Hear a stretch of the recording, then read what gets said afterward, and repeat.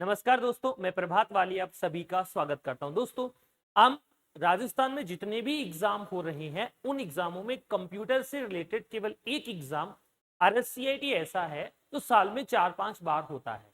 अगर अपन जनरल भाषा में बात करें कि प्रीवियस ईयर क्वेश्चन एक्चुअल में किस रिसोर्स से मिल सकते हैं, तो वर्धमान जो ओपन कोटा यूनिवर्सिटी है वो इस एग्जाम को कंडक्ट कराती है। ये इसके इतिहास का सबसे पहला पेपर था जिसके बारे में हम आज के सेशन में बातचीत करने वाले हैं। कौन सा पहला पेपर था वो आप स्क्रीन पर देखकर अंदाजा लगा सकते हैं कि आरएससीआईटी का सबसे पहला पेपर 23/5/2013 को हुआ था। इस पेपर का आज हम सॉल्यूशन देख रहे हैं। दोस्तों, मैं आप लोगों के लिए फंडामेंटल ऑफ कंप्यूटर की एक सीरीज लेकर आया हूं। टेस्ट सीरीज भी उसके अंदर शामिल है, प्लस हमारा कोर्स पूरा का पूरा शामिल है और हम कंप्यूटर से संबंधित टाइपिंग का काम करते हैं उसकी जानकारी भी शामिल है। सबसे पहले इंफॉर्मेशन से क्लास की शुरुआत कर दें। जी हाँ, अगर आप फंडामेंटल ऑफ कंप्यूटर की तैयारी करना चाहते हैं तो हमारा कोर्स 1001 रुपए में हमारी एप्लीकेशन पर मिल जाएगा। इसका लिंक आप लोगों को डिस्क्रिप्शन में दिया हुआ है, जिसमें पूरे टॉपिक मैंने कवर किए हैं। टेस्ट सीरीज इसके अलावा आपको परचेज करनी पड़ेगी। इसमें केवल लाइव क्लासें, रिकॉर्डेड क्लासें और इसके पीडीएफ नोट्स आप लोगों को मिलने वाले हैं। दूसरे नंबर पे ये हमारी 100 टेस्ट की एक श्रृंखला है जो हमने 199 रुपए में दी है, जिसका ऑनलाइन सॉल्यूशन भी होता है, प्लस आप टेस्ट 2-3-4 बार से ज्यादा भी दे सकते हैं। वैलिडिटी इसकी 1 साल हम लोगों ने रखी है। किसी भी एग्जाम की आप तैयारी कर रहे हैं तो वहां पर आपको यहाँ से टेस्ट सीरीज देने का मौका मिल जाएगा। ठीक है मेरी बात दोस्तों, आगे बढ़कर हम बातचीत करने की कोशिश को जारी रखते हैं। इसी कड़ी में आपकी स्क्रीन पर आरएससीआईटी एग्जाम के इतिहास का सबसे पहला क्वेश्चन आपसे बातचीत करने को तैयार है। फटाफट से आप इस प्रश्न का जवाब देने की कोशिश कीजिएगा। प्रश्न को पढ़कर आपको आंसर देना है ताकि हम प्यार मोहब्बत भरी बातें भी साथ के साथ करते जाए। इंटरनेट एक्सप्लोरर क्या है? एक म्यूजिक प्लेयर नहीं दोस्तों, वास्तव में ये म्यूजिक प्लेयर तो नहीं है। सर, अगर ये म्यूजिक प्लेयर नहीं है तो क्या और भी कोई म्यूजिक प्लेयर है? बिल्कुल है। तो विंडोज के साथ जो आता है उसे हम किस नाम से जानते हैं? तो आप कहेंगे सर उसका नाम है विंडोज मीडिया। और अगला वर्ड कौन सा है? Player. Windows media player Windows के साथ इनबिल्ट आता है, जिसमें म्यूजिक वगैरह सुन सकते हैं, देख सकते हैं। इसके अलावा आप नाम सुनिएगा वीएलसी मीडिया प्लेयर। ये एक जमाने में काफी फेमस मीडिया प्लेयर हुआ करता था या होता है। वेब ब्राउजर, बिल्कुल सही आंसर है कि इंटरनेट एक्सप्लोरर एक वेब ब्राउजर है। इसे कौन सी कंपनी द्वारा बनाया गया है? तो आप कहेंगे सर इसे माइक्रोसॉफ्ट ने बनाया है। आजकल हम एक्सप्लोरर का यूज नहीं करते हैं।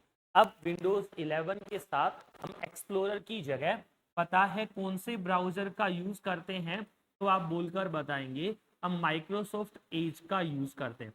जनरल भाषा में हम कहना चाह रहे हैं हम जिस वेब ब्राउजर का यूज करते हैं या करते थे उस वेब ब्राउजर को हम किस नाम से जानते हैं या किस नाम से पहचानते हैं, आप बोलने और बताने की कोशिश करेंगे। तो आप कहेंगे सर वेब ब्राउजर है जो माइक्रोसॉफ्ट का है उसका नाम इंटरनेट एक्सप्लोरर है, लेकिन आजकल उसकी जगह पर हम माइक्रोसॉफ्ट एज का यूज करते हैं। वेब ब्राउजर क्या होते हैं? तो आप सिंपल भाषा में बताएंगे कि वेब ब्राउजर एप्लीकेशन सॉफ्टवेयर होते हैं। वेब ब्राउजर कौन से सॉफ्टवेयर होते हैं? तो आप बोलकर बताएंगे कि वेब ब्राउजर आपके एप्लीकेशन सॉफ्टवेयर होते हैं। क्या काम आते हैं? तो आप बोलकर बता सकते हैं कि इनका यूज हम इंटरनेट एक्सेस करने के लिए करते हैं। अगर हमारे कंप्यूटर में हमें इंटरनेट एक्सेस करना हो तो हमें जिसकी आवश्यकता होती है वो हमारे वेब ब्राउजर होते हैं। सर मोबाइल में तो ये नहीं होता, तो मोबाइल में फिर कौन सा होता है? तो दोस्तों, मोबाइल में ये नहीं होता, इस बात को मैं मान लेता हूं। तो मोबाइल में कौन सा होता है? तो आप बोल सकते हैं कि सर मोबाइल में एक कौन सा होता है जिसका नाम क्या है? Google Chrome. जनरली हम एंड्रॉइड के साथ इसका यूज करते हैं। गूगल क्रोम कौन सी कंपनी द्वारा बनाया गया है? नाम से ही पता चल रहा है कि गूगल ने इसे बनाया है। गूगल क्रोम के बाद एक और नाम है जिसका नाम क्या है? सफारी। ये मोबाइल फोन में हम लोग यूज करते हैं। सफारी ब्राउजर को बनाने वाली कंपनी का नाम क्या है? एप्पल। तो सफारी को कौन सी कंपनी ने बनाया है? तो आप सीधा कह सकते हैं सफारी एक वेब ब्राउजर है, इसे एप्पल नामक कंपनी द्वारा क्या किया गया है, डेवलप किया गया है। ठीक है, कैलकुलेटर नहीं है, चैट रूम नहीं है, तो सीधा सीधा इस सवाल का जवाब कितने नंबर हो जाएगा, 2 नंबर। ठीक है मेरी बात। क्लास में जो चीजें आपको पूछनी है तो आप कमेंट बॉक्स के द्वारा उससे बात कर सकते हैं, तो जब भी कमेंट देखूंगा तो आपको रिप्लाई देने की कोशिश करूंगा। Thank you. अगला क्वेश्चन आपकी स्क्रीन पर देखो।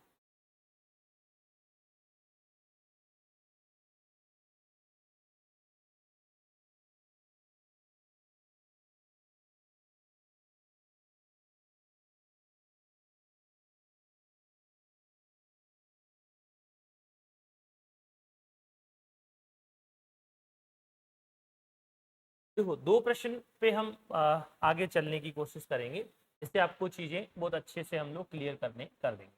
प्रश्न संख्या हमारा दूसरा है, इसके बारे में हम बात करने की कोशिश कर रहे हैं। देखो, पहला प्रश्न तो इतना सिंपल था कि आपने एक बार में ही उसका सही तरीके से क्या दे दिया, आंसर दे दिया। अब हम दूसरे प्रश्न की तरफ बढ़ेंगे और आप फटाफट से दूसरे प्रश्न का भी जवाब देंगे, ऐसी मैं उम्मीद कर रहा हूं। ये हटाना ही पड़ेगा क्या भाई, चलो।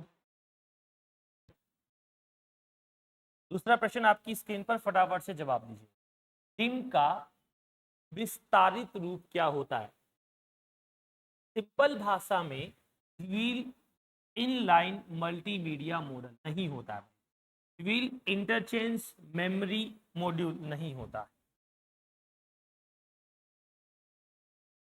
व्हील इनलाइन मल्टीमीडिया मॉडल नहीं होता, व्हील इनलाइन मेमोरी मॉड्यूल होता है। आंसर कितने नंबर आएगा, क्या? अब ये होता क्या है, हम बातचीत करने की कोशिश कर रहे हैं। हम कहते हैं कि हमारा मदरबोर्ड होता है। क्या होता है, मदरबोर्ड। अब आप मत कहना सर हमारा होता है, किसका होता है, कंप्यूटर का मदरबोर्ड होता है। मदरबोर्ड पर जो भी डिवाइस लगाए जाते हैं, जो भी उपकरण लगाए जाते हैं, उन सभी उपकरणों को हम इंटरनल उपकरण कहते हैं। अगर मदरबोर्ड पर कोई भी इंटरनल उपकरण हम लोगों को कनेक्ट करना हो तो उसके लिए हम जनरल भाषा में कहते हैं कि हम किसका यूज करते हैं, स्लॉट्स का यूज करते हैं। इंटरनल डिवाइसेस के लिए स्लॉट होता है। अगर कोई भी इंटरनल की जगह पर कौन सा डिवाइस यूज करना हो, एक्सटर्नल, अगर हमें एक्सटर्नल डिवाइस मदरबोर्ड से कनेक्ट करना हो तो उस कंडीशन में हम स्लॉट की जगह पर कौन सा वर्ड यूज करते हैं, पोर्ट। तो आप मान के चलो कि 2 स्लॉट होते हैं, एक का नाम क्या होता है, सिम, एक का नाम क्या होता है, डिम। नाम से पता चल रहा है खुल जा सिम सिम खुल जा डिम सिम, नहीं नहीं, इसका मतलब होता है सिंगल, इसका मतलब होता है ड्यूल। आगे वाला वर्ड यहीं से लेते हैं, in line memory module. Simple भाषा में बताने की कोशिश कर रहा हूं कि सिम और डिम दोनों मदरबोर्ड पर बने स्लॉट होते हैं। इन स्लॉट के अंदर किसको लगाया जाता है, रैम को लगाया जाता है। क्या किया जाता है, रैम को लगाया जाता है। आपसे सवाल पूछे कि रैम मदरबोर्ड पे कहाँ लगी होती है, तो आप सीधा जवाब देंगे स्लॉट में। कौन से स्लॉट में लगी होती है, तो आप कहेंगे डिम, या फिर किस में लगी होती है, सिम। ये दोनों स्लॉट के नाम होते हैं। रैम का फुल फॉर्म क्या होता है, इसके बारे में तो आप लोग जानते हैं, लेकिन फिर भी मैं बता देता हूँ।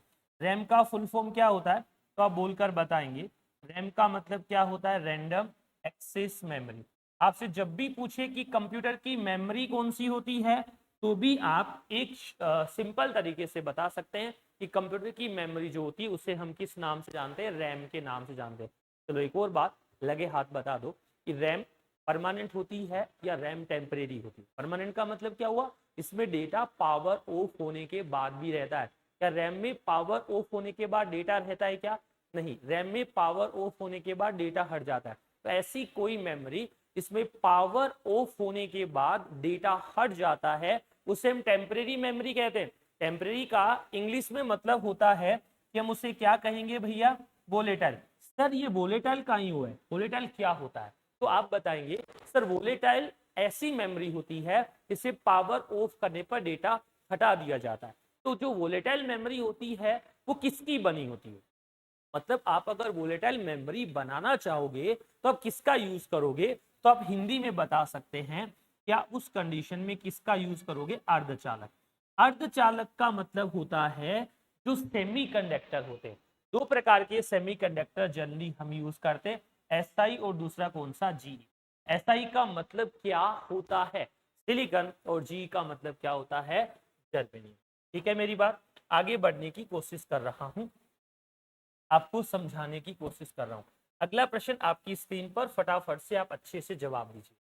कंप्यूटर में बीएमपी छवियों यानी इमेज का तात्पर्य क्या होता है? BMP image in computer means bit is mode pixel, नहीं भैया नहीं होता है, गलत जवाब है। बिट मैग्नेटिक पिक्सल, मैग्नीफाइड, नहीं, गलत जवाब है।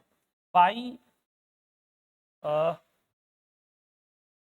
मैग्नीफाइड पिक्सल नहीं, बिट मैप पिक्चर, आप ऐसा कह सकते हो, इसे बोलते हैं बिट मैप पिक्चर।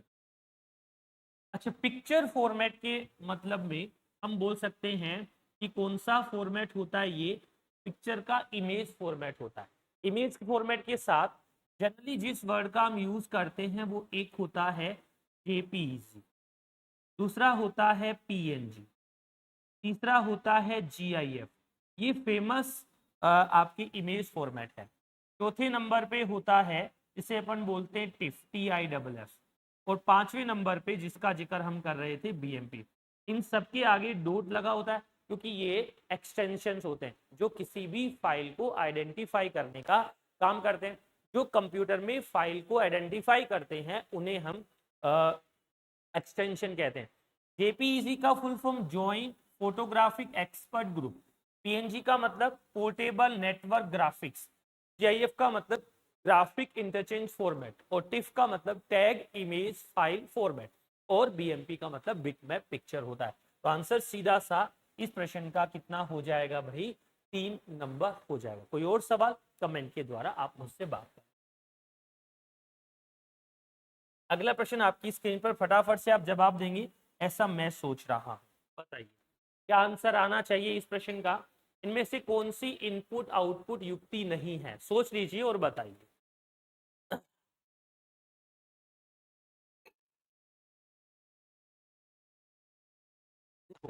जब ऐसा प्रश्न आए तो आप प्रश्न का जवाब सीधा दे सकते हैं। एएलयू का मतलब क्या होता है, तो अरिथमेटिक लॉजिक, अगला वर्ड कौन सा, यूनिट। अरिथमेटिक लॉजिक यूनिट का मतलब क्या होता है, एएलयू होता है। फ्लोटर एक हार्ड कॉपी आउटपुट डिवाइस हो। मॉनिटर और स्पीकर दोनों के दोनों क्या होते हैं, सॉफ्ट कॉपी। आपके मन में ऐसा सवाल भी आ रहा होगा कि सर प्लोटर वर्ड तो हमने पहली बार सुना है। अगर प्लोटर वर्ड आपने पहली बार सुना है तो ध्यान से सुनिएगा, प्लोटर एक प्रकार का क्या होता है, प्रिंटर होता है। जब भी कभी आपसे सवाल पूछा जाए कि बेस्ट क्वालिटी का प्रिंटर कौन सा होता है, तो आपको बिना सोचे समझे ये बताना है कि प्लोटर एक बेस्ट क्वालिटी का यानी हाई रिजोल्यूशन पर प्रिंटिंग करने वाला क्या होता है, प्रिंटर। हार्ड कॉपी का मतलब होता है जो हमें स्क्रीन पर दिखाई देता है, नहीं जो हमें प्रिंट होकर मिलता है। सॉफ्ट कॉपी का मतलब क्या होता है, जो हमें स्क्रीन पर दिखाई देता है। हम जिसे कंप्यूटर में सेव कर सकते हैं वो सॉफ्ट कॉपी होता है, और जो हम बाद में यूज कर सकते हैं वो क्या होता है, हार्ड कॉपी होता है। दो आउटपुट डिवाइस, पहला प्रिंटर, दूसरा प्लोटर, दोनों के दोनों हार्ड कॉपी का काम करते हैं। पहला आउटपुट डिवाइस मॉनिटर, दूसरा प्रोजेक्टर, और तीसरा स्पीकर, ये सबके सब आपके सॉफ्ट कॉपी का काम करते हैं। मतलब इन्हें हम सॉफ्ट कॉपी आउटपुट डिवाइस का नाम दे सकते हैं। यहां तक की बात समझ आई तो हम आगे बढ़ जाएंगे। चलिए अगला प्रश्न आपकी स्क्रीन पर, फटाफट से जवाब दीजिए, अच्छे से बातचीत करने की कोशिश कर रहे हैं। बताइए HDMI पोर्ट का विस्तारित रूप क्या है। हाई डेफिनेशन मेमोरी इंटरफेस, गलत है। दूसरा हाई डेफिनेशन मल्टीमीडिया इंटरफेस, सही है। Answer 2 number. अब इसको यहां से आप ऐसे समझो, इसको आप यहां से ऐसे जानने की कोशिश करो कि क्या हम हमारे कंप्यूटर से, चलो कंप्यूटर की जगह हम वर्ड यूज कर लेते हैं, इस प्रोसेस यूनिट से या सीपीयू से, क्या हम हमारी एलईडी स्क्रीन को कनेक्ट कर सकते हैं, क्या हम हमारे मॉनिटर को कनेक्ट कर सकते हैं क्या, हाँ। तो हमें एक केबल की आवश्यकता होती है। तो केबल लगाने के लिए इसके अंदर भी एक जगह होती है, इसके अंदर भी एक जगह होती है, उसे पोर्ट कहते हैं। तो मैं पुराने जमाने में जिस केबल का यूज करता था उस केबल का नाम वीजीए था। दोस्तों जो वीजीए केबल होती थी ना, वो केवल और केवल इमेज दिखाने का काम करती थी। अगर आप आवाज सुनना चाहते तो अलग से आवाज की आपको उनके साथ एक पिन यूज करनी पड़ती थी। फॉर एग्जाम्पल आप देखो, जब हम टाटा स्काई से हमारे कंप्यूटर को कनेक्ट किया करते थे तो हमें दो केबल की आवश्यकता होती थी, एक ऑडियो एक वीडियो। आजकल हमें दो केबल की आवश्यकता नहीं होती, एक सिंगल केबल से ही काम हो जाता है। तो जो सिंगल केबल होती है उस केबल को हम कौन सी केबल के नाम से जानते हैं? एचडीएमआई के नाम से जानते हैं। ठीक है मेरी बात। तो पुराने जमाने में जो वीजीए केबल थी ना, उसका फुल फॉर्म क्या होता है? तो आप कहेंगे सर वीडियो ग्राफिक्स। क्या होता है? Video graphics array. इसमें केवल और केवल आप चित्र भेज सकते थे।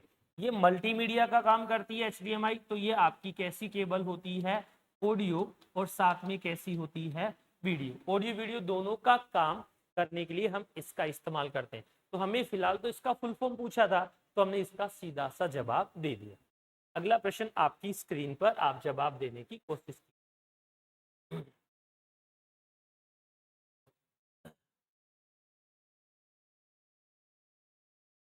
टीसीपी आईपी का विस्तारित रूप क्या है? दोस्तों पहला देखिएगा, transmission commission protocol internet protocol, गलत जवाब है। Transmission control protocol internet protocol, ये आंसर बिल्कुल क्या है? सही है। अब प्रश्न के बारे में बात करते हैं, आंसर तो हमें मिल गया, प्रश्न के बारे में बात करेंगे। टीसीपी आईपी क्या होता है? आईपी का मतलब भी पता चल गया और टीसीपी का भी मतलब पता चल गया। तो पहला तो ये वर्ड देखो कि ये दोनों के दोनों क्या होते हैं? प्रोटोकॉल होते हैं। प्रोटोकॉल की परिभाषा क्या होती है? इंटरनेट पर नियमों का समूह। जिस नियमों की सहायता से हमारा इंटरनेट कम्युनिटी काम करता है, उस नियमों के समूह को हम किस नाम से जानते हैं? प्रोटोकॉल के नाम से जानते हैं। आपसे पूछे कि कंप्यूटर में इंटरनेट एक्सेस करते हैं या नेटवर्किंग यूज करते हैं, उसके लिए कौन से स्टैंडर्ड प्रोटोकॉल का यूज करते हैं, तो सिंपल भाषा में कहेंगे इसका जो स्टैंडर्ड प्रोटोकॉल होता है, स्टैंडर्ड प्रोटोकॉल होता है वो कौन सा होता है? टीसीपी आईपी होता है। अब आपसे पूछे कि इंटरनेट पर जो इंफॉर्मेशन जाती है या टीसीपी आईपी जिन इंफॉर्मेशन को कैरी करता है, वो इंफॉर्मेशन किसके रूप में होती है? तो आप बोलकर बता देना कि इसमें जो इंफॉर्मेशन होती है वो किसके रूप में कैरी होती है, किस फॉर्मेट में कैरी होती है? तो आप कहेंगे सर वो पैकेट के फॉर्मेट में कैरी होती है, पैकेट के फॉर्मेट में जाती है। अगले प्रश्न की तरफ आगे बढ़ते हैं। विंडोज में किसी फाइल या फोल्डर को हमेशा के लिए मिटाने के लिए हम किसका इस्तेमाल करते हैं? अगर किसी फाइल या फोल्डर को आप हमेशा के लिए मिटाना चाहते हैं तो इसके लिए आपको किसका यूज करना पड़ेगा? तो सिंपल भाषा में बता दीजिएगा कि हमें इसके लिए शिफ्ट के साथ डिलीट का यूज करना पड़ेगा। एक तरीका तो ये है कि आप शिफ्ट के साथ डिलीट कर दो, एप्रोप्रिएट तो आंसर यही दिख रहा है। अगर आप इसकी जगह पर ये करना चाहते हैं तो पहले आप नॉर्मल डिलीट कर दो और फिर रिसाइकिल बिन से डिलीट कर दो। कॉन्सेप्ट तो यही बनेगा। किसी फोल्डर को परमानेंट डिलीट करने का एक तरीका तो ये हुआ कि जब डिलीट करो तो शिफ्ट प्लस डिलीट दबा दो। दूसरा तरीका क्या हुआ कि अब जब डिलीट करो तो पहले रिसाइकिल बिन में भेज दो और बाद में किससे हटा दो? रिसाइकिल बिन से। एक ही बात है, कोई दिक्कत नहीं है। ठीक है, चलिए आगे बढ़ते हैं अगले प्रश्न की। 8 नंबर क्या कह रहा है प्रश्न, ध्यान से सुन लो। किसी फाइल का नाम बदलने के लिए कौन सी फंक्शन की का यूज करते हैं? देखो F3 का नाम बदलने के लिए यूज नहीं होता है। F2 किसके लिए यूज होती है? तो आप कहेंगे सर रीनेम के लिए यूज होती है। F1 किसके लिए यूज होती है? तो आप सीधा कहेंगे सर हेल्प। अगर आपको किसी ऑप्शन में हेल्प की आवश्यकता होती है तो आप F1 का यूज करते हैं। किसी फाइल या फोल्डर पे क्लिक करके आप F2 दबाएंगे तो उस फाइल या फोल्डर का आप क्या कर सकते हैं? रीनेम कर सकते हैं। तो किसी भी फाइल या फोल्डर का रीनेम करना चाहते हैं तो उस कंडीशन में हम किसका यूज करेंगे? F1 का यूज करेंगे, सॉरी F2 का यूज करेंगे। रीनेम के लिए F2 होता है और हेल्प के लिए क्या होता है? F1 होता है। अगला प्रश्न आपकी स्क्रीन।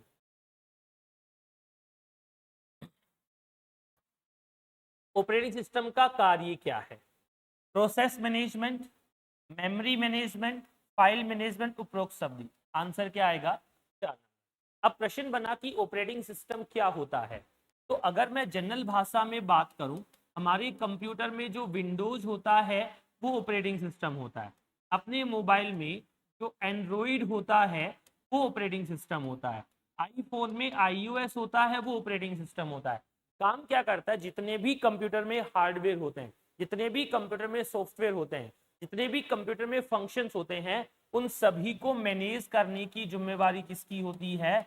मैनेज करने की जिम्मेवारी किसकी होती है? इस ऑपरेटिंग सिस्टम की होती है। जनरल भाषा में ये कहें तो अपन ऐसा कह सकते हैं कि कंप्यूटर में जो भी हार्डवेयर होता है, क्या होता है? हार्डवेयर होता है। और कंप्यूटर में जो भी क्या होते हैं? सॉफ्टवेयर होते हैं। ये दोनों आपस में डायरेक्ट बात नहीं कर सकते, तो इनके बीच में एक सॉफ्टवेयर चाहिए होता है। उस सॉफ्टवेयर को अपन क्या कहते हैं? ऑपरेटिंग सिस्टम कहते हैं। प्रश्न सिंपल सा है, क्या बिना ऑपरेटिंग सिस्टम के आपका कंप्यूटर स्टार्ट हो सकता है क्या? तो आप कहेंगे नहीं सर, बिना ऑपरेटिंग सिस्टम के हमारा कंप्यूटर या मशीन स्टार्ट नहीं होती है। दुनिया में जितने भी कंप्यूटर होते हैं, जितनी भी मशीन होती है, वो सभी के सभी ऑपरेटिंग सिस्टम से ही क्या होती है? ऑपरेट होती है। ऑपरेटिंग सिस्टम के यूज से ही काम में ली जाती है। एक छोटी सी बात और बता दूं, क्या सर वॉशिंग मशीन में भी ऑपरेटिंग सिस्टम होता है? वो भी मशीन है।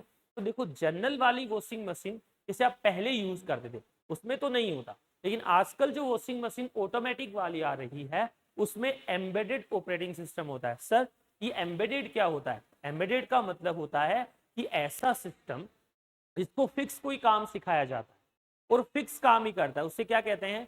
एम्बेडेड ऑपरेटिंग सिस्टम के नाम से जानते हैं। जैसे कुछ लोगों को ये कहा जाए कि छत से कूद जाओ। एक मूवी का सीन मुझे याद है अक्षय कुमार का, वो एक शिप में था, सिंग इज किंग या सिंग इज ब्लिंग जो मूवी थी, उसे वो सरदार पूछता है कि भाई चल यहाँ शिप के कोने पे जाओ और छलांग लगा। तो एक जो उसका चेला था वो गया कोने में और पानी के अंदर छलांग लगा दिया। अक्षय कुमार गया और वो वहीं छलांग लगा के वापस आ गया, मतलब अपने दिमाग का इस्तेमाल किया। तो ऐसी हम बात कर रहे हैं कि जिसे कोई दिमाग का इस्तेमाल नहीं करना, जो उसे बोल दिया वही काम करना है। उसे कहा छलांग लगा तो पानी के अंदर लगाएगा, बाहर लगाएगा, वो छलांग लगा देगा। उसे कहा कि ठंडा करना, वो ठंडा ही करेगा। माइक्रोवेव ओवन, एसी, या मैं कहूँ आपका फ्रिज, या मैं कहूँ आपका जितने भी मशीन है जो ऑटोमेटिक वर्ड का इस्तेमाल करती है, उनके साथ जनरली एम्बेडेड सिस्टम का इस्तेमाल किया जाता है। इस प्रश्न के आंसर पर रुक जाते हैं, 4 नंबर इसका जवाब हो जाएगा। ठीक है, चलिए इसके बाद प्रश्न संख्या अगला यानी 10 नंबर क्या बोल रहा है, सुनो। जीयूआई का विस्तारित रूप क्या है? दोस्तों, पुराने जमाने में जो सिस्टम का यूज होता था वो कौन सा होता था? सीयूआई। सीयूआई का मतलब होता है कैरेक्टर यूजर इंटरफेस। जीयूआई का मतलब होता है ग्राफिकल यूजर इंटरफेस। इस सीयूआई में तो केवल किसका इस्तेमाल किया जाता था? केवल कीबोर्ड या कमांड का यूज किया जाता था। कीबोर्ड या आप क्या बोल सकते हैं, किसका यूज किया जाता था? कमांड का। आज के जमाने में हम जीयूआई का यूज करते हैं तो इसमें कमांड्स भी होती है और साथ के साथ क्या होते हैं? तो आप कहेंगे सर साथ के साथ क्या होते हैं? ग्राफिक्स भी होते हैं। कमांड और ग्राफिक दोनों का यूज होता है, उसे अपन जीयूआई कहते हैं। जीयूआई किसके बीच में इंटरफेस करता है? तो आप बोलकर बता सकते हैं मानव और किसके बीच इंटरफेस करता है? मशीन। तो जीयूआई एक ऐसा सिस्टम होता है जो मानव और मशीन के बीच इंटरफेस करता है। मतलब एक इंसान अगर कंप्यूटर में काम करना चाहता है तो वो कैसे करेगा? उसे एक इंटरफेस की जरूरत पड़ेगी, या तो कमांड से करेगा या किससे करेगा? ग्राफिक्स से करेगा। अगर ग्राफिक्स से करता है तो जीयूआई है, और अगर कमांड से करता है तो क्या है? सीयूआई। आंसर क्या होगा इसका? Graphical user interface. मतलब आंसर क्या हो जाएगा इसका? 1 नंबर। ठीक है, अगली स्लाइड की तरफ बढ़ते हैं और बातचीत करने की कोशिश करते हैं। ईमेल पते को ध्यान में रखते हुए सही विकल्प है। बिल्कुल सही प्रश्न बताने, इसमें हमेशा @ का चिन्ह होना चाहिए। बिल्कुल सही कह रहा है कि ईमेल हमेशा @ से शुरू होगा। मेरा ईमेल बता रहा हूं, क्या लिखा है मैंने? वालिया प्रभात @ऑफ gmail.com। सर ये वालिया प्रभात क्या है? तो आप कहेंगे सर ये आपका यूजर नेम।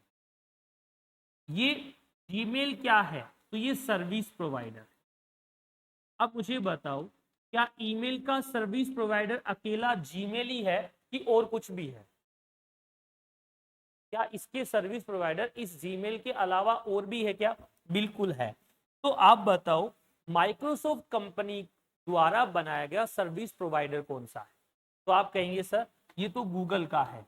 माइक्रोसॉफ्ट का कौन सा है? आउटलुक। एक कौन सा है? याहू भी। एक कौन सा है? रेडिफ भी हो। एक कौन सा है? होटमेल की। ये सभी के सभी क्या होते हैं? Service provider. कई बार ऐसा पूछ लेते हैं कि यूजर नेम और सर्विस प्रोवाइडर के बीच में क्या होता है? तो @ होना चाहिए। सही है ये। इनमें कभी खालिस्तान नहीं हो सकता। बिल्कुल सही कह रहा है। आप ईमेल लिखेंगे तो आप उसमें क्या नहीं हो सकता है? खालिस्तान नहीं हो सकता। इस हिसाब से हमारा आंसर क्या होगा? क्या होगा? 3। देखो मैंने कल परसों हमारे टेक्नीशियन को ये काम दिया कि भाई एक पीपीटी डिजाइन कर दो। उन्होंने आंसर क्या लगा दिया? 1 2 3। क्या कहा सर? ये भी सही है, ये भी सही है और ये भी सही है, तो आंसर तीनों लगा दो। अरे भाई 3 ऑब्जेक्टिव नहीं भरने, कितने भरना है? एक ही तो गोला भरेंगे ना। 3 भरेंगे तो भी नंबर नहीं मिलेंगे। तो इन दोनों को सही होने का मतलब इसका एप्रोप्रिएशन क्या कह रहा है कि 1 और 2 दोनों के दोनों क्या है? सही है। अब देखो भाषा को समझना, वास्तव में जो मैं बोल रहा हूं आप कितना समझ रही है तो आप जान रहे हैं, कितना आपके एग्जाम में काम आने वाला ये भी आप समझ रहे हैं। लेकिन मैं एक बात आपको बताऊं और समझाऊं तो ऐसा कह सकता हूं या ऐसा मान सकता हूं जो बेहद सिंपल कॉन्सेप्ट वाली कहानी क्या है, सुनिएगा। मैया मोरी मैं नहीं माखन खाए, मैया मोरी मैं नहीं माखन खाए। भगवान श्री कृष्ण अपनी माँ यशोदा को बोल रहे हैं कि मैंने माखन नहीं खाया है, आप मेरे पे झूठा इल्जाम लगा रही है। थोड़ी देर में दोनों की संधि हो गई, प्रेम हो गया। माँ और बेटे का प्रेम दुनिया में सबसे अलग होता है। और भगवान श्री कृष्ण समझते कि मैया अब तो मान ही गई है, टाटा वाटा कुछ पढ़ने वाला नहीं है, झूठ बोलने से कोई फायदा नहीं, अपनी गलती को एक्सेप्ट करते हैं। तो भगवान भाषा को कैसे बदलते हैं, कैसे एक छोटे से पोस्ट से कहानी बदल जाती है। मैया मोरी मैं नहीं माखन खाए, मतलब बोल वैसा ही रहा है, शब्द वो के वो है, जहां पर पो जा रहा है ना वैसे फील बदल गई, उससे कहानी अलग हो गई। तो मेरे साथियों जब भी आप पढ़ रहे हैं, किसी चीज को सुनेंगे, देखेंगे और समय देंगे, तो आप उसी चीज को जैसे ही 2 बार पढ़ेंगे तो दोनों बार उसका अर्थ क्या हो जाएगा? अलग अलग हो जाएगा। और वास्तव में एक एग्जामिनर में ऐसी पावर होती है कि 4 ऑप्शन देते हैं, उनमें से एक सही होता है और आपको मजबूर कर देता है, आपको मतलब फोर्स कर देता है गलत आंसर देने पर। आपको कोई प्रश्न नहीं आता, वहां आपकी कोई गलती नहीं है, हमने पढ़ा नहीं, या आप बोल दो टीचर ने पढ़ाया नहीं। आपको प्रश्न आता है उसका तो सही आंसर है, लेकिन आपको आते हुए भी गलत करवा देना एग्जामिनर का विल पावर होता है। तो प्यारे साथियों इस प्रश्न का आंसर 1 2 3 ना होकर केवल 3 होगा, आप ऐसा समझ लीजिए। थैंक यू भाई। आगे बढ़ रहे हैं, जितने लोग क्लास को देख रहे हैं, अपन जब भी मिलेंगे तो फिर अच्छे से बातचीत करेंगे। क्या कह रहा है प्रश्न पढ़ लीजिएगा और बात बताइएगा। दस्तावेजों को सेव करते समय सेव और सेव एज में क्या अंतर होता है? कोई अंतर नहीं है, मैं मान लेता हूं। ठीक कह रहा है ये। सेव उस दस्तावेज को संग्रहित करेगा जो पहले से किसी स्थान पर संग्रहित है, बिल्कुल ठीक बात है। सेव एज हमें नाम और स्थान बदलने की अनुमति देता है। सिंपल भाषा में कहूं तो सेव की शॉर्टकट की होती है, क्या होती है? Ctrl+S। सेव एज की शॉर्टकट की क्या होती है? कमेंट कर देना भाई, F12। ये सेव एज की शॉर्टकट की। इसके साथ एक और बात समझाऊं तो मैं ऐसा कह सकता हूं, ऐसा बोल सकता हूं, ऐसा मान सकता हूं कि दोनों में कोई फर्क नहीं है, लेकिन कब नहीं है? जब पहली बार सेव करते हैं। दोनों के लिए एक ही डायलॉग बॉक्स ओपन होता है, उस डायलॉग बॉक्स का नाम क्या होता है? Save as. चाहे आप Ctrl+S दबा के देख लो, चाहे F12 दबा के देख लो, एक ही डायलॉग बॉक्स आएगा। लेकिन अगर अपन ने किसी फाइल को सेव कर दिया तो Ctrl+S दबाने पर कोई डायलॉग बॉक्स ओपन होगा ही नहीं, उस प्रीवियस मॉडिफिकेशन को सेव कर देगा। ठीक है मेरी बात? तो आंसर क्या आएगा इसका? बोलकर बताओ भाई। 2 और 3 दोनों आ जाएगा, 4 नंबर। ये दोनों बातें ऊपर वाली क्या है? सही है। प्रैक्टिकली तो ये बात भी गलत नहीं थी पहली बार के लिए, दूसरी बार तो ये दोनों डिफरेंस हो जाता है।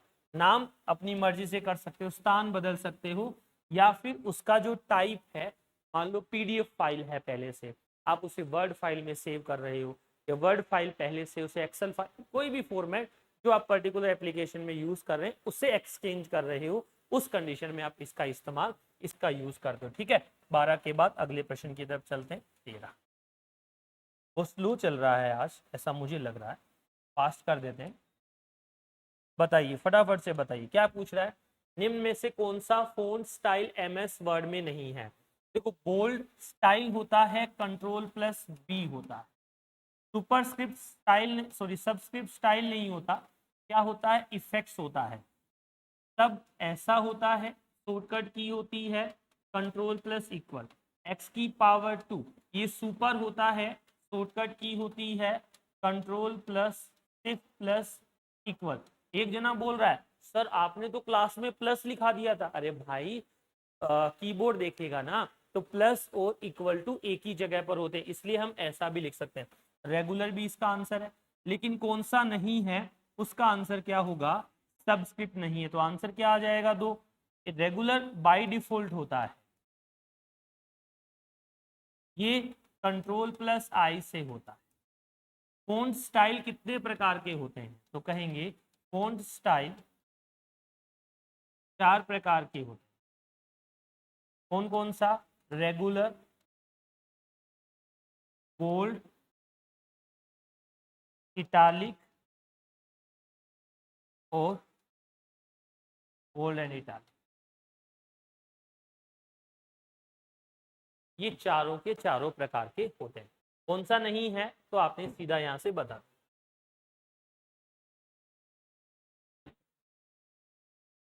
अगला प्रश्न, कंट्रोल पी का इस्तेमाल करके क्या किया जा सकता है। सिंपल सा आंसर है, कंट्रोल पी का यूज करके डॉक्यूमेंट को क्या कर सकते हैं, प्रिंट कर सकते हैं। कंप्यूटर को बंद करना, शॉर्टकट की होती है एल के साथ F4। वर्ड फाइल को बंद करना, शॉर्टकट की होती है कंट्रोल के साथ F4, या शॉर्टकट की होती है कंट्रोल के साथ W।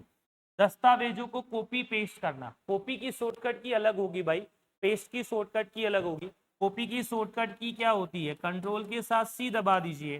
पेस्ट की शॉर्टकट की क्या होती है, कंट्रोल के साथ क्या दबा दीजिए, वी दबा दीजिए। तो यहाँ पर अगर कंट्रोल पी का यूज करना है तो दस्तावेज को प्रिंट करना, डॉक्यूमेंट को। एक और बात यहाँ पर आप सीखना, जिससे हम बात अच्छी बना पाएंगे।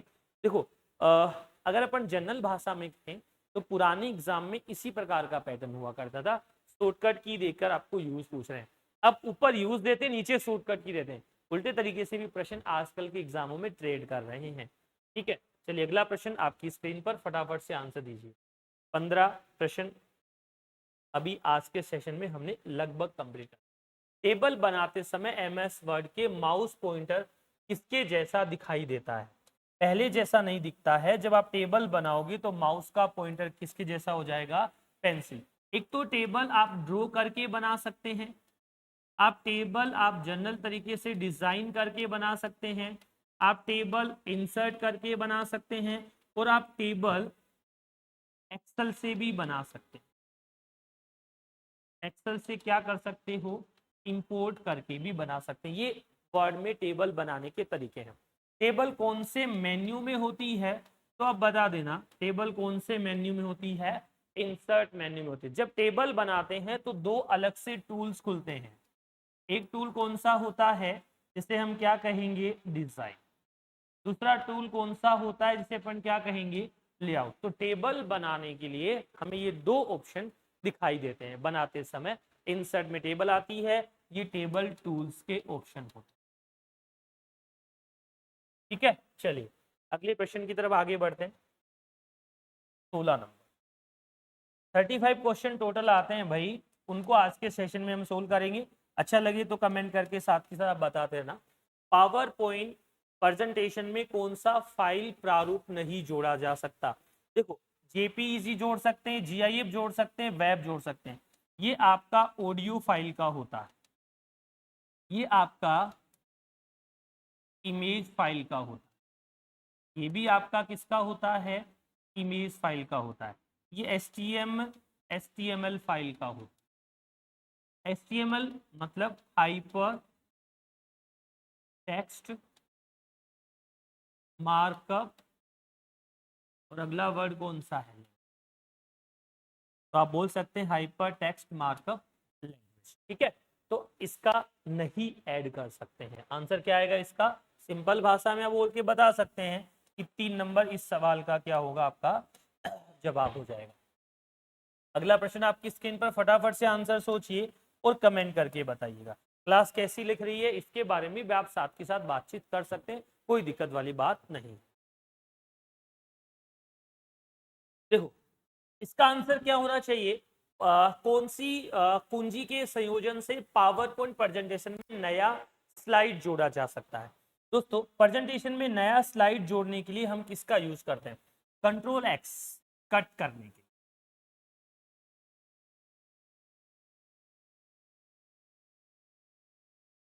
Control N new presentation, control Z, control M new slide, control D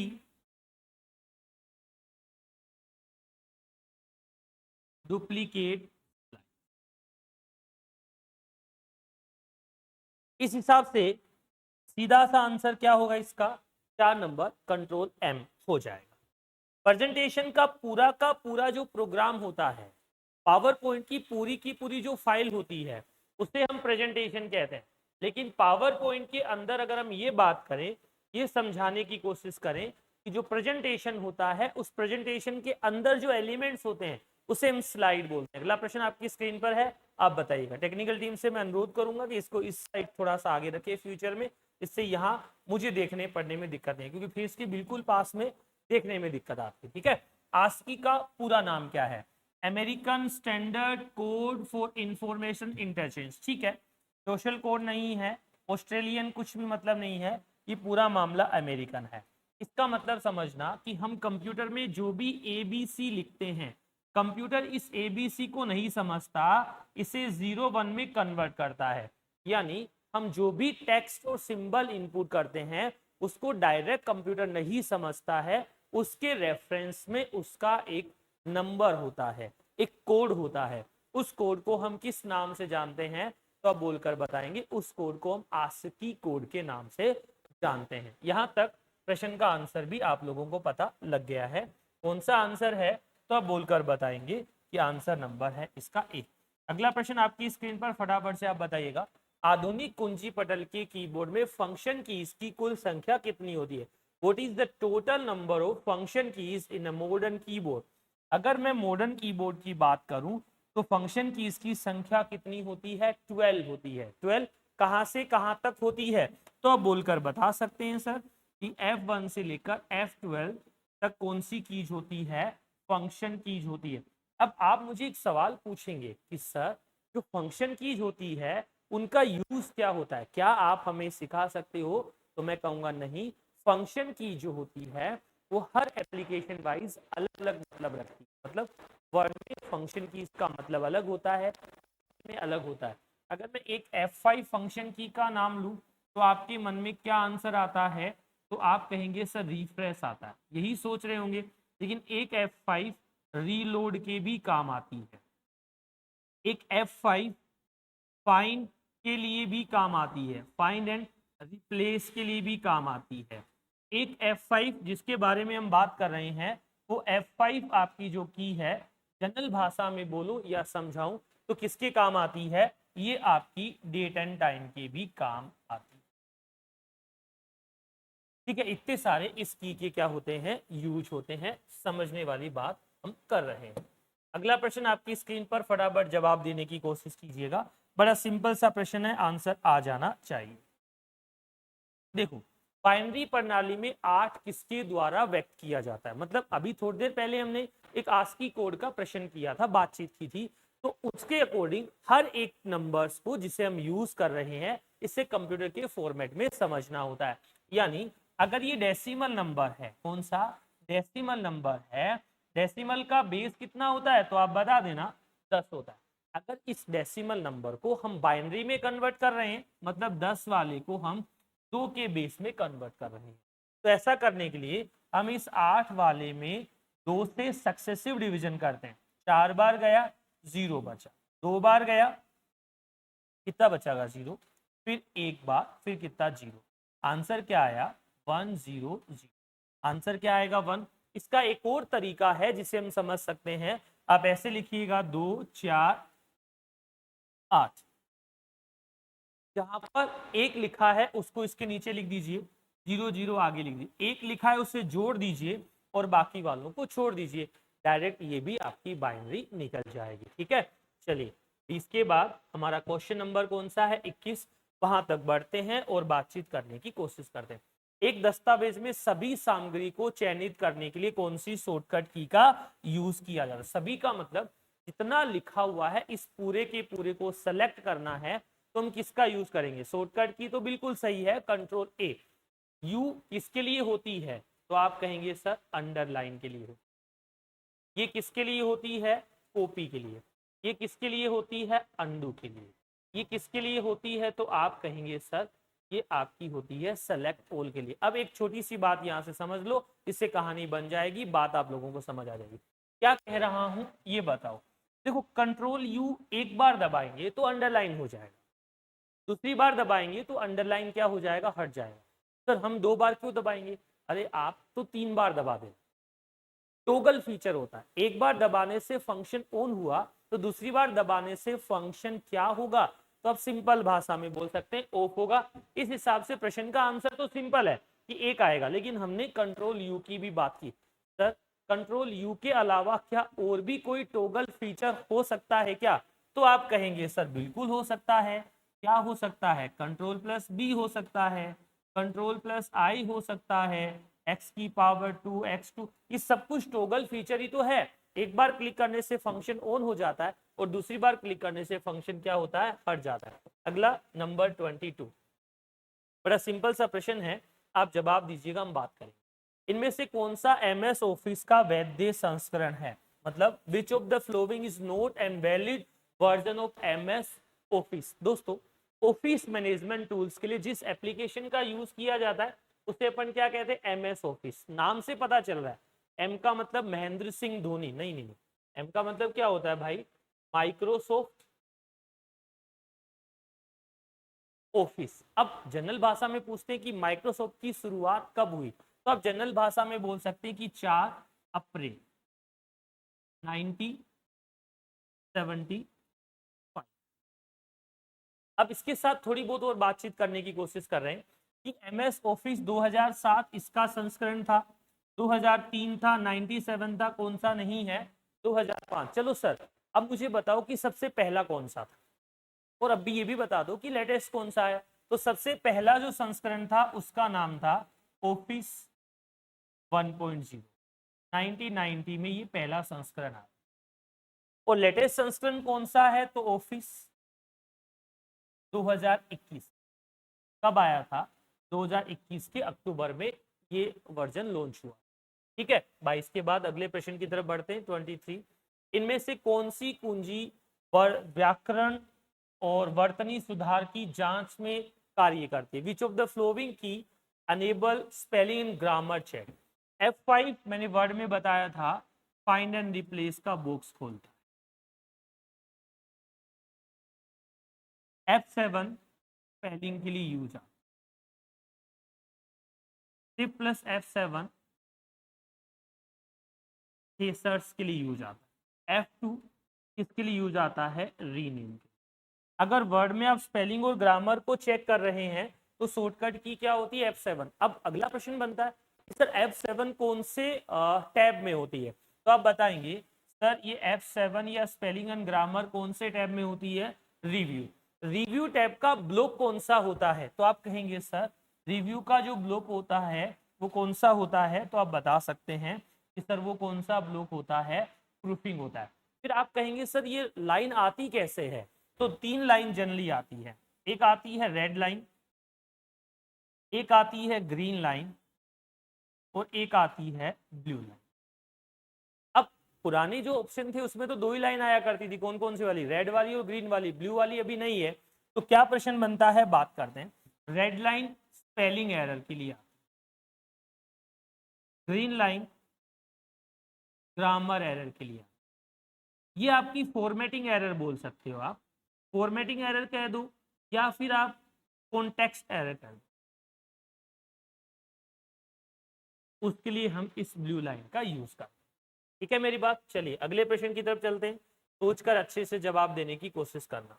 ये तो आज के दिन का सबसे हलवा प्रश्न है। हलवा मतलब बहुत आसान, जिसका आप जवाब दे सकते हैं। और कोई जालोर का सुन रहा है तो हलवा नहीं कहेगा, हीरा। मतलब हमारे सीरा बोलते हैं तो वहां हीरा बोलते हैं। है को है बताते हैं। Corti, QWERTY। क्वार्टी का संबंध सीधा सीधा किससे है? कीबोर्ड से। ठीक है, कीबोर्ड कंप्यूटर का स्टैंडर्ड इनपुट डिवाइस होता है, ये बात भी आप याद रख लेना। इसके साथ एक और छोटी सी बात को समझना। गुरुजी एक बात बताओ कि हम ABCD लिखते हैं, और जिसने कंप्यूटर का कीबोर्ड बनाया कौन था वो भाई? मैं तो नहीं था। अब मेरा नाम मानोगे तो गलत हो जाएगा, मान लो चाहे। 1958 की बात है, सॉरी 1858। यहां पर कीबोर्ड बनाया था, बनाने वाले का नाम था क्रिस्टोफर लेथ। अब आप इस क्रिस्टोफर लेथम के पास चलकर बात करने की कोशिश करते कि इसने क्या किया और क्या जाना। इस जब कीबोर्ड बनाया तो ABCD लिखी। कंप्यूटर की और कीबोर्ड की स्पीड बिल्कुल मैच ही नहीं हुई, दोनों में डिफरेंस रहा। इसलिए इन्होंने इसकी कीज को थोड़ा चेंज कर दिया और बाद में इसका एक क्या बन गया? पैटर्न बन गया। ठीक है मेरी बात। चलिए थोड़ा आगे चलकर और बातचीत करने की कोशिश करते हैं।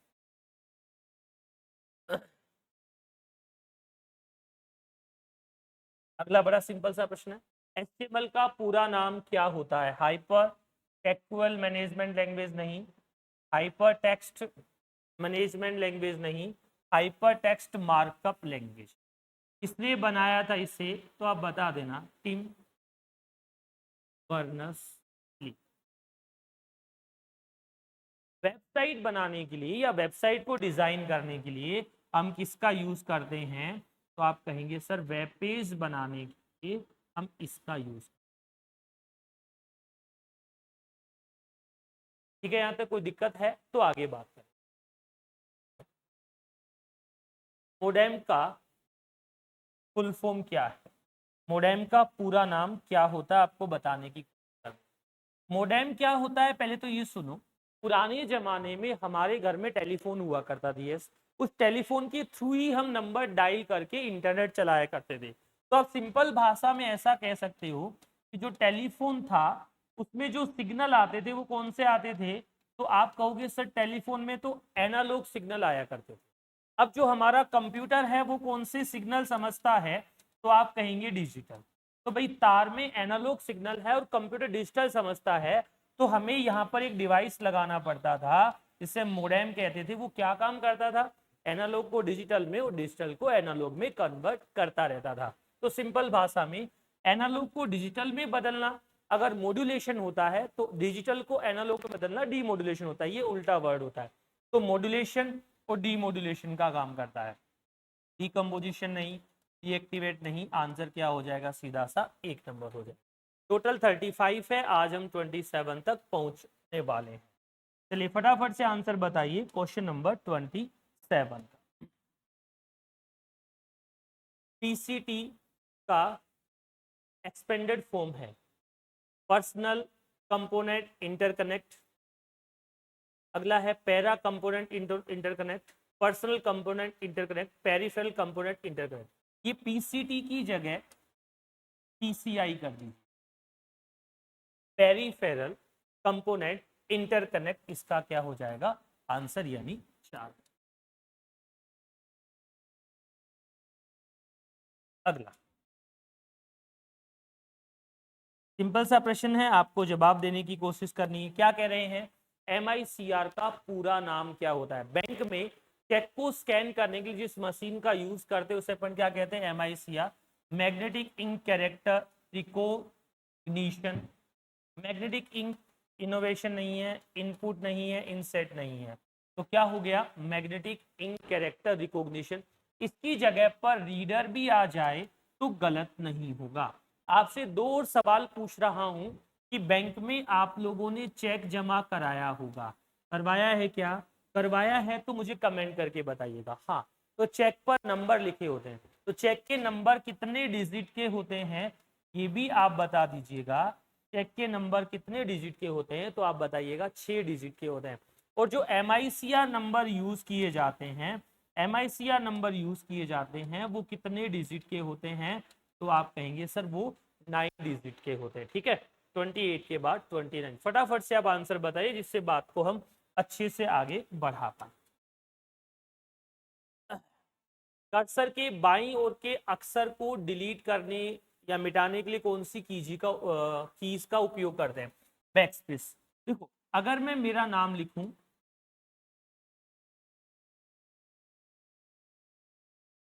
ध्यान से देखना और बात करना, पूरा का पूरा शब्द, पूरा का पूरा शब्द, कर्सर कहां पर है? इस जगह।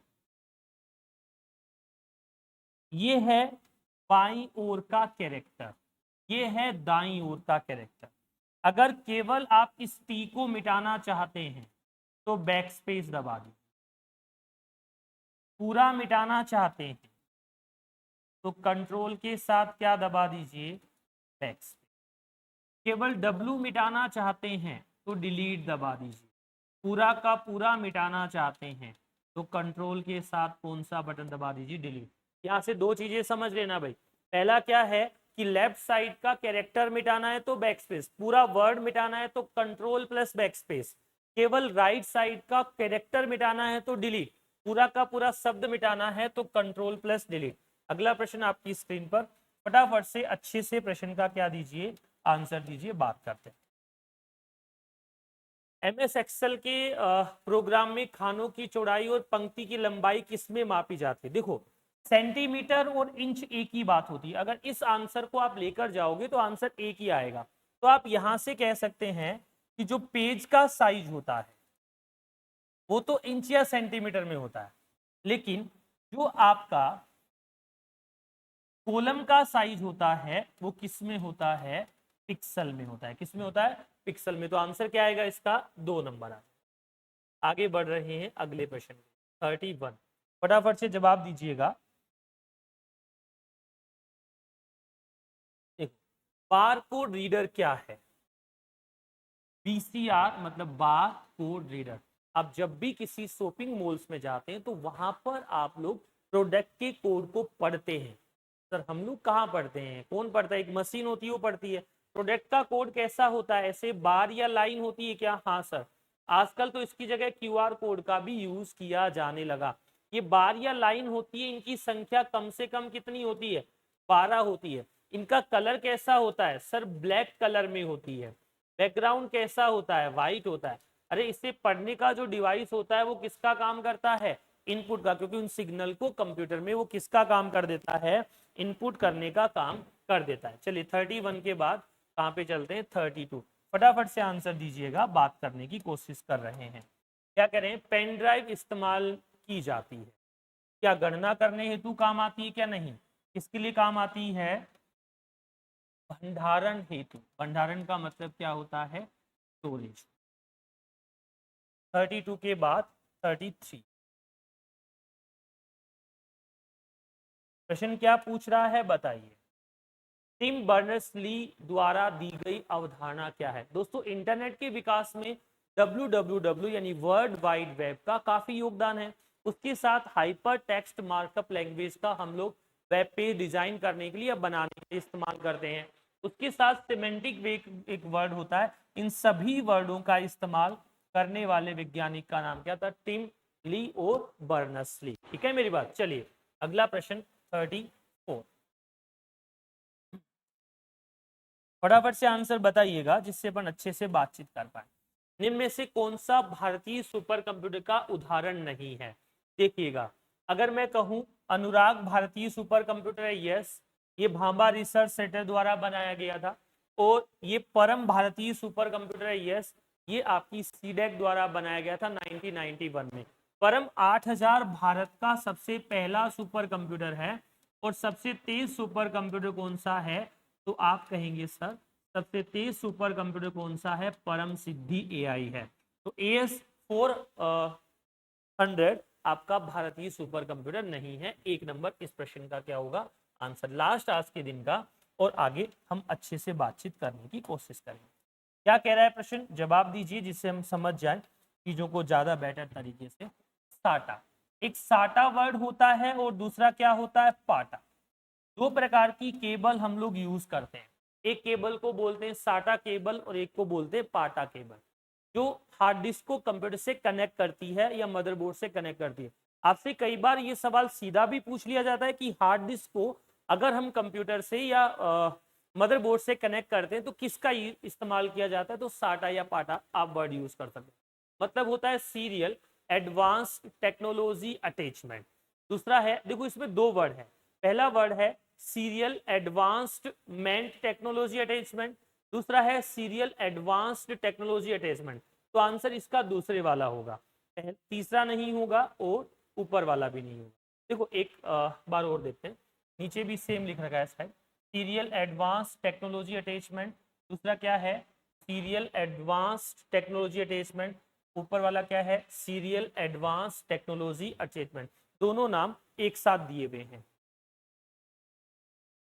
देखो दोनों नाम एक साथ दिए हैं, आंसर यही है। एक बार के स्टार लगा देता हूँ, सीरियल एडवांस टेक्नोलॉजी अटैचमेंट और serial advance technology attachment. Technical team से निवेदन करूंगा इसे ठीक कर दें। और पाटा होता तो उसका क्या नाम होता, तो आप कहते sir parallel advance technology attachment.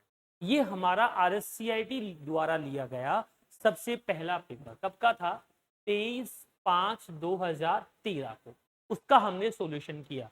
ये आप लोगों के लिए किसी भी कंपटीशन एग्जाम के लिए जहां पर कंप्यूटर का क्वेश्चन आता है उसके लिए लाभदायक होगा। आज के लिए इतना ही दोस्तों, फिर मिलते हैं अगली क्लास के लिए। Thank you.